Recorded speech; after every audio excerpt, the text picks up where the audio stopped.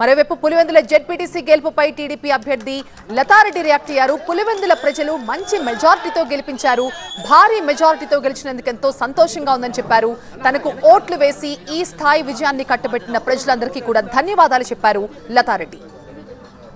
అదే మా ప్రజలు ఓటర్ల తీర్పు చాలా బాగా ఇచ్చారండి, బాగా మెజార్టీతో గెలిచానండి.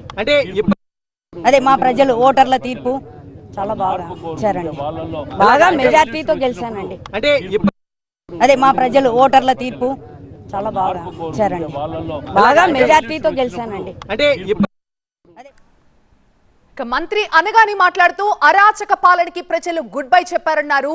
ఒకే ఉప ఎన్నిక పులివెందుల కోటను బద్దలు కొట్టిందన్నారు. కనీసం వైసీపీకి డిపాజిట్ కూడా దక్కలేదు. జగన్ పై ప్రజలలో ఎంత వ్యతిరేకత ఉందో ఈ ఫలితమే అద్దం పడుతోంది అన్నారు మంత్రి అనగాని.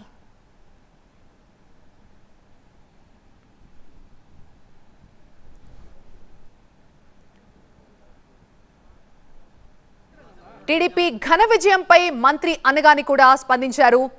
అరాచక పాలనకు ప్రజలు గుడ్ బై చెప్పారు.